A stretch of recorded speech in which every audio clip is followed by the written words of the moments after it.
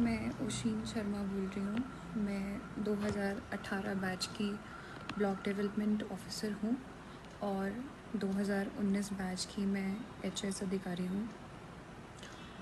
और मेरी शादी विशाल नेहरिया जो कि एमएलए धर्मशाला हैं प्रेजेंटली, उनसे 26 अप्रैल को हुई थी। और ये शादी हम दोनों की रज़ामंदी से हुई थी, लेकिन आज की डेट में वो मुझे फ़िज़िकली, इमोशनली अब्यूज़ करते हैं, मेरा शोषण करते हैं, मुझे इमोशनल ब्लैकमेलिंग करते हैं, मेंटल टॉर्चर करते हैं। कल उन्होंने अपने परिवार के सामने मुझे बहुत ज़ोर से मारा, 3 थप्पड़ मारे और मैं बिस्तर से नीचे गिर गई। और उन्होंने अपने माँ बाप को बुलाते हुए ये कहा कि आप ये देखिए, मैंने इसको मारा है और अब किस्सा ख़त्म करते हैं।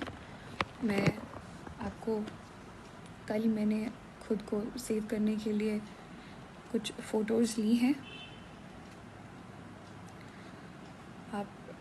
आप देख सकते हैं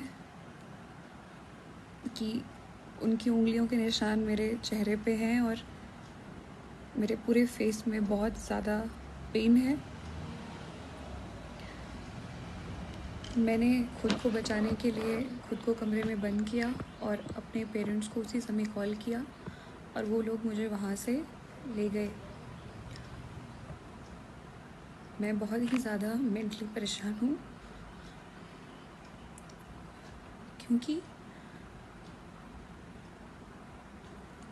कॉलेज में हम लोग साथ थे, लेकिन उसके बाद इन्हीं हरकतों की वजह से, क्योंकि कॉलेज में भी ये मुझे मारते थे, मैंने इन्हें छोड़ा और मैंने अपनी ज़िंदगी में आगे बढ़ी।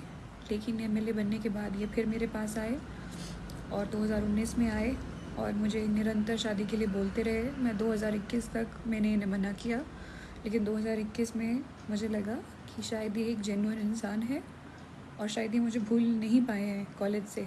मैंने इन्हें मौका दिया, लेकिन इन्होंने मेरा बहुत ही नाजायज़ फ़ायदा उठाया है। शादी के चौथे दिन ही इन्होंने मुझे घर से बाहर निकाल दिया। इनके पेरेंट्स उस समय नहीं थे और घर से बाहर निकाल दिया सुबह 4 साढ़े 4 बजे, जब मैं कोविड पॉजिटिव थी, और कहा कि वो सामने रास्ता है, तू जा, चली जा वहाँ पे। और मैं वहाँ चली गई। मैंने कहा मुझे फ़ोन दे दीजिए, इन्होंने मुझे फ़ोन भी नहीं दिया। मैं सड़क पर बैठ गई। आई वॉज़ वेटिंग कि कोई आएगा तो मैं फ़ोन लूँगी, अपने पेरेंट्स को कॉल करूँगी। ये वहाँ आ गए। इन्होंने ग्लास की बॉटल उठाई और थ्रेट किया कि मैं इसको अपने सर पे मार दूँगा अगर तो मेरे साथ वापस नहीं चली।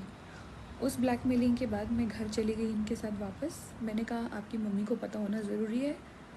इन्होंने छुरी ली और रसोई में चले गए, वॉशरूम में खुद को बंद कर लिया और वहाँ पे ये धमकी दी कि मैं खुद को मार दूँगा अगर तुमने बताया। तो मैंने इनके माँ बाप को नहीं बताया। इनके माँ बाप, स्पेशली इनकी माँ, पिता इनके बीमार थे, तो मेरी उनसे कोई शिकायत नहीं है। इनकी माँ ने मेरी फैमिली को इतनी बार बुला के ज़लील किया है और ये झूठे एलिगेशंस लगाए हैं कि मैं इनके लड़के को मारती हूँ। इनके लड़के ने भी मेरे पे फॉल्स एलिगेशन लगाए हैं कि मैं इन्हें अब्यूज़ करती हूँ, मैं इन्हें मारती हूँ। मैं अगर इन्हें मारती हूँ तो आप ये मुझे बताएं, क्या ये इस प्रकार के आदमी हैं कि एक मार खाएंगे? इन्होंने मुझे फरवरी 2021 में भी, चंडीगढ़ में थे हम होटल में, बहुत मारा। उस वक्त ये ड्रंक थे। इन्होंने मुझे आधे घंटे तक पीटा। इस इंसिडेंट के बाद भी जब मैंने कहा कि मैं पुलिस जाऊंगी, तो इन्होंने मुझे वहाँ पे इमोशनल मैनिपुलेशन करके रोक लिया। जब मैंने शादी से मना किया तो इनकी माँ और मासी, ये दोनों मेरे ऑफिस में आके इन्होंने भी यहाँ इमोशनल ड्रामा किया और वो रोई। और मुझे एज ए ह्यूमन लगा कि शायद मुझे एक चांस और देना चाहिए। मेरे माँ बाप को इन्होंने बहुत ज़लील किया। ये धमकियाँ दी हैं कि कभी कभी आपकी लड़की अगर हमारे घर में अकेली आ गई और तो हम पुलिस बुला लेंगी। और ये सुपरस्टिशियस बातें करते हैं ये लोग। चेले को बुलाएंगे, उसको बुलाएंगे, वो बताएगा कि इस लड़की ने हमारे बेटे को मारा है कि नहीं।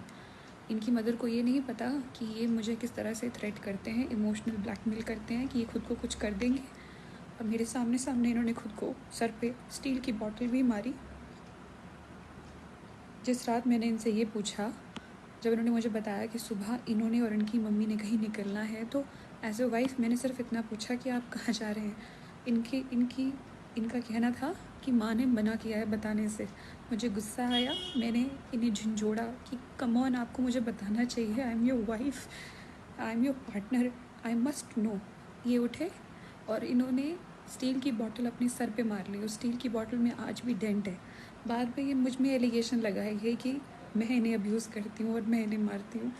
इनकी माँ ने ये तक मेरी माँ को फ़ोन करके बोला है कि आपकी लड़की हमारे लड़के को मरने पे मजबूर कर देगी।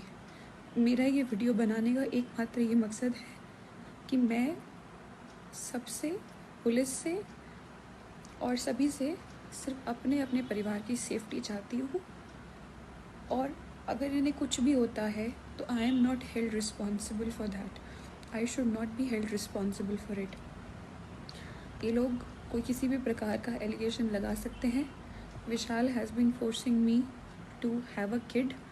I have told him numerous times that he is not mentally fit to be a father, and he has been forcing me. He doesn't allow me to have a contraceptive also, and मैंने पूरी कोशिश की है कि मैं pregnant ना हूँ इस स्टेज पे, और मैंने खुद को बचाया है। और इसने मुझसे इसी बात पे बहुत बार झगड़ा किया है, ब्लैकमेलिंग की है कि मैं कभी नदी में कूद जाऊँगा, मैं ये करूँगा, मैं वो करूँगा। ये सब इंसिडेंट कल आके ख़त्म हुए जब इन्होंने मुझ पे हाथ उठा के मुझे नीचे फेंक दिया और अपने माँ बाप को बुला लिया कि मैंने इसे मारा है। मैं अपना सारा सामान लेके अपने माँ बाप के साथ रहता आ चुकी हूँ। आज से पूरे 5 दिन बाद मेरी ट्रेनिंग है हिब्बा में 1 जुलाई से। मेरा ये वीडियो बनाने का बस ये मकसद है कि मेरे पे कल को इस प्रकार की कोई एलिगेशन ना लगे, और जिस तरह की मेंटल एगनी और हैरेसमेंट मेरे साथ हुई है वो फ्यूचर में किसी और औरत के साथ ना हो। Being a woman and being a civil servant, बस मेरी यही रिक्वेस्ट है।